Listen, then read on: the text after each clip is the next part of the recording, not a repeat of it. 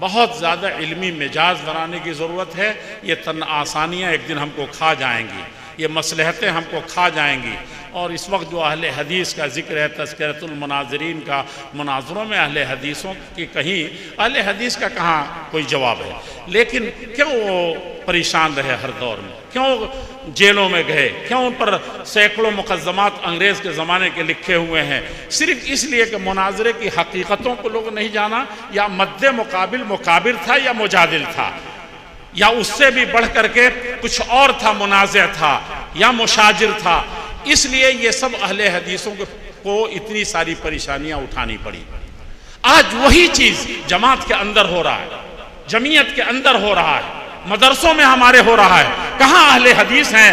چراغ رخ زیبا لے کے ڈھونڈنے سے نہیں ملتے اہل حدیث۔ سب سے بڑی کاری ضرب جو لگائی جاتی ہے مناظرے میں کہ ہوا و ہوس سے نکلو، اہل ہوا سے پہلے مناظرہ اسلام اور مسلمانوں کے درمیان ہوا تھا، اور ایک نمونے کے طور پر پیش کیا تھا، انی جاعل فی الارض خلیفہ، اور فرشتوں نے تسلیم کیا تھا تھوڑی دیر کے بعد۔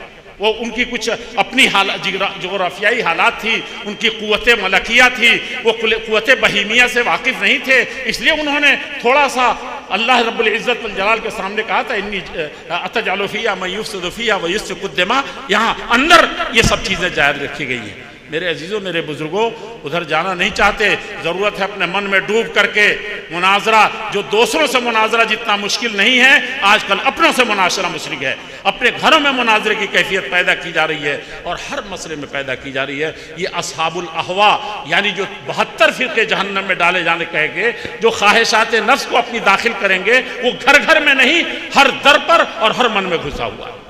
آئیے عاملوں کی بستی میں کیا کہوں؟ آپ نے کہا محدود، یہ بھی محدود جب کہا جاتا ہے، حد اور اس کی تعین نہیں ہوتی ہے تو وہ لامحدود ہوتا ہے، اور جتنا بھی وہ محدود ہو جائے وہ لامحدود ہی ہوتا ہے۔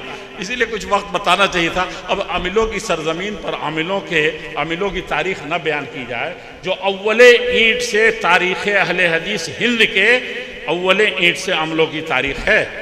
مولانا عملوی کا ذکر آیا، انہوں نے تاریخ لکھ دی تھی، لیکن اس سے پہلے عاملوں بہت زیادہ، وہ 250 کی جو پرانی تحریک کہہ رہے ہیں، وہاں کی یہ تاریخ ہے، ان بستیوں میں سے ہے۔ پورے ہندوستان میں جو چنی جائیں تو عاملوں کی بستی کا نمبر آئے گا، اس کو جاننے کی ضرورت ہے۔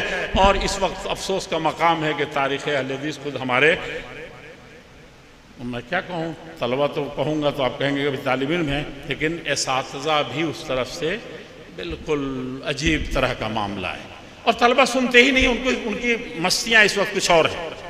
اگر وہ ان کے من کی کچھ کہتے ہیں تو ٹھیک ہے، نہیں تو عوام کا مسئلہ تو بالکل ایسا کٹا ہوا ہے کہ مولانا یہاں کے علماء کے پوچھا جائے تو نہیں بتائیں گے۔